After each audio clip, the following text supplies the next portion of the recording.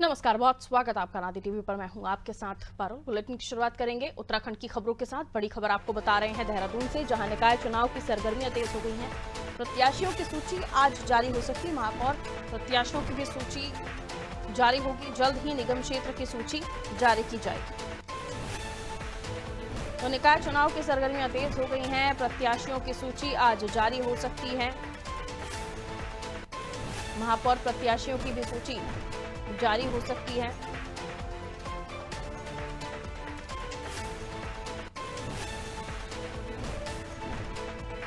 उत्तराखंड में निकाय चुनाव को लेकर लगातार राजनीतिक दल तैयारियों में जुट गए हैं।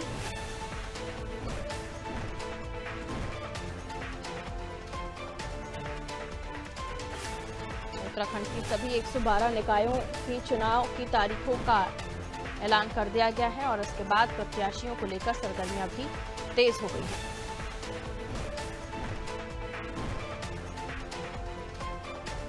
और खबर पर जानकारी ले लेते हैं। हमारा सहयोगी सोनू हमारे साथ जुड़े हुए हैं। सोनू, सियासी सरगर्मियां यहां पर तेज होती हुई दिखाई दे रही है निकाय चुनाव को लेकर, और माना जा रहा है कि अब जो प्रत्याशी हैं उनका भी ऐलान जल्द हो सकता है। निकाय चुनाव क्योंकि लंबे समय से इसका इंतजार हो रहा था, जाहिर है कि जो लोग बहुत पहले से तैयारियां कर रहे थे अब उनकी नजरें कि क्या उनका नंबर आएगा। देखिए, कुछ ऐसे पार्टी के कार्यकर्ता हैं, कुछ ऐसे चुनाव की दावेदारी करने वाले लोग हैं जिनकी जो मुराद है वो पूरी हुई है। कुछ ऐसे अभी लोग इंतजार कर रहे हैं जिनको अभी अपने नाम की घोषणा का इंतजार हो रहा है। चूंकि सरगर्मियां काफी तेज हो गई हैं और संगठनात्मक लिहाज से लगातार पार्टी के प्रदेश स्तर के जो रणनीतिकार हैं वो रणनीति तैयार कर रहे हैं। क्योंकि लगातार इंतजार हो रहा था, कुछ का इंतजार खत्म हो गया, कुछ का इंतजार अभी भी बाकी है। अगर हम मेयर पद की बात करें तो आज बीजेपी, जो कि राज्य की सत्ताधारी पार्टी है, वो आज मेयर पद के पार्टी हाईकमान की स्वीकृति के बाद जो प्रत्याशी हैं उनके नामों की घोषणा कर सकती है। इसके अलावा अगर हम देर रात की बात करें पारुल, तो जो नगर पालिका पंचायत के जो अध्यक्ष पद के दावेदार हैं और मेंबर्स के, और जो नगर पंचायतों के जो अध्यक्ष पद के दावेदार हैं और मेंबर्स, उनके कुछ जो दावेदार थे उनके प्रत्याशियों की पहली सूची बीजेपी ने जारी कर दी है। तो कुछ का इंतजार खत्म हो गया है, तैयारी की जा रही है। राज्य निर्वाचन आयोग के स्तर से भी लगातार तैयारी की जा रही है, व्यवस्थाओं को व्यवस्थित किया जा रहा है। और अगर हम विपक्षी पार्टी की ही बात करें तो विपक्षी पार्टी भी जल्द ही अपने उम्मीदवारों की पहली सूची जो है वो जारी कर सकती है। आज पार्टी हाईकमान की स्वीकृति के बाद जो मेयर पद की दावेदारी जिन्होंने किए, एक पद पर क्योंकि राज्य के 11 नगर निगम है, इन सभी के जो 11 पदों के लिए एक पद पर 15 से 20 तक पार्टी के कार्यकर्ताओं ने दावेदारी की है। तो ऐसे में सभी संतुलनों को देख करके क्षेत्रीय संतुलन, जनाधार और जो टिकट की दावेदारी कर रहे हैं उनका सियासी जो अनुभव है, इन सभी आधार पर आज जो है प्रदेश स्तर पर तो मंथन चल ही रहा है।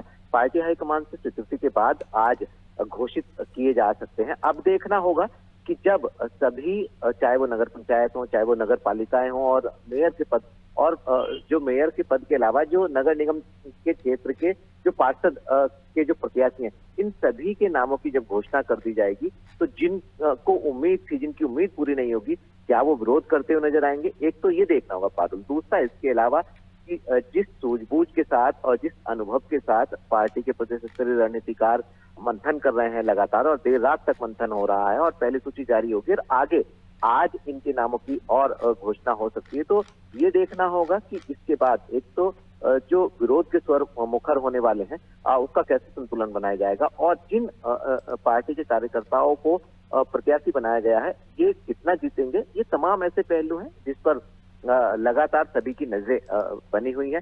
अब देखना होगा कि फाइनल जो है वो नामों की घोषणा आखिर बीजेपी कब तक कर पाएगी, और कांग्रेस जो है जो अपने उम्मीदवार हैं उनको कब तक उनकी घोषणा कर पाएगी।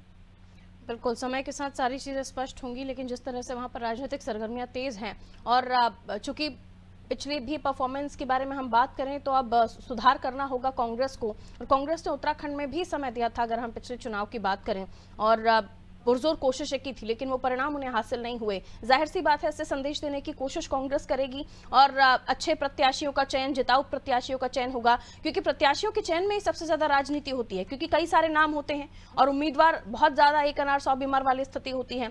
तो फिलहाल अंदर खाने जो पॉलिटिक्स है मुद्दों को लेकर, या फिर अंदर खाने क्या खबरें चल रही हैं दोनों ही दलों के? देखिए पारुल, ये बहुत महत्वपूर्ण सवाल आपने किया है, क्योंकि उत्तराखंड की अगर हम सियासी हलचल की बात करें और खास तौर से मुख्य विपक्षी पार्टी की बात करें और अभी तक के कुछ समय पर अगर हम गौर करें, तो चाहे वो लोकसभा के चुनावी परिणाम हो, उसके बाद उत्तराखंड में 3 विधानसभाओं पे उपचुनाव होने के परिणाम हो, या फिर अब जिसको हम लोकल सरकार के तौर पर भी देखते हैं, जो स्थानीय निकाय नगर निकाय के जो चुनाव है उनकी बात करें, तो आज की अगर हम बात करें तो आज से पहले तक कांग्रेस में लगातार मंथन हो रहा, पार्टी के प्रदेश मुख्यालय पर मंथन हो रहा है। इसके अलावा जो नेता प्रतिपक्ष हैं, देर रात तक उनके शासकीय आवास पर बैठकों का सिलसिला जारी है और ऐसे में बीजेपी की तरह ही कांग्रेस भी सभी पहलुओं पर फोकस कर रही है और जिताऊ कैंडिडेट पर दांव खेलने की कोशिश की जा रही है। और यही वजह है कि बीजेपी ने पहले अपने कुछ उम्मीदवारों की पहली सूची जारी कर दी, कांग्रेस अभी मंथन कर रही है ताकि जो अभी तक के चुनावी परिणाम सामने आए, इसमें जो है वो ऐसे ना हो और कांग्रेस के पक्ष में आए। क्योंकि संगठनात्मक अनुशासन की अगर आप बात करेंगे तो कांग्रेस में भी एक पद के लिए कई कई पार्टी कार्यकर्ता जो है वो दावेदारी कर रहे हैं। ऐसे में कांग्रेस के लिए जहां एक चुनौती भी है, वहीं एकजुटता का संदेश भी देना है और चुनाव को भी जीतना है। तो कहीं ना कहीं गंभीरता से मंथन हो रहा है, मनन हो रहा है और जो प्रदेश स्तरीय पार्टी के नेता हैं वो लगातार चर्चा कर रहे हैं। और ये देखना होगा कि एक तरफ सत्ताधारी पार्टी और हाल ही के चुनाव परिणाम जो है वो कांग्रेस के पक्ष में नहीं आए। अगर हम लोकसभा के चुनाव की बात करें और उत्तराखंड की 3 विधानसभा चुनाव की बात करें और अब बिल्कुल जो नगर निकाय के चुनाव हो रहे हैं, इसकी अगर हम बात करेंगे तो कांग्रेस भी इसके लिए संतुलन भी बना रही है और ये कोशिश कर रही है कि जो जिताऊ कैंडिडेट्स हैं उनको ही चुनावी मैदान में उतारा जाए, ताकि जो कांग्रेस रणनीति बना रही है उसमें कांग्रेस कहीं ना कहीं एक मैसेज दे सके। तो अब देखना होगा कि आखिर किस रणनीति के तहत सभी अपने पार्टी कार्यकर्ताओं को कांग्रेस के सिंबल पर अपने नेताओं को इस चुनावी मैदान में कांग्रेस उतारने जा रही है और किस तरह से जो चुनावी परिणाम है वो देखने वाले होंगे। बिल्कुल, निकाय चुनाव है, जाहिर है स्थानीय मुद्दों पर होते हैं, लेकिन आप कह नहीं सकते, क्योंकि अब इस दौर में जो हम राजनीति देख रहे हैं, इस दौर में कभी भी कोई भी मुद्दा पैराशूट लैंडिंग भी कर सकता है।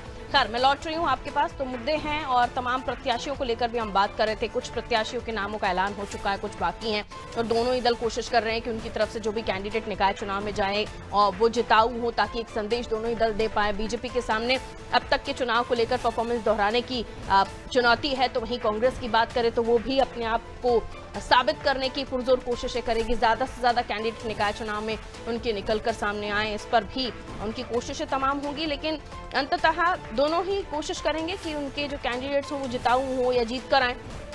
लेकिन अभी वक्त है तैयारियों में, तो तमाम दल जान फूंक रहे हैं। देखना होगा आगे क्या।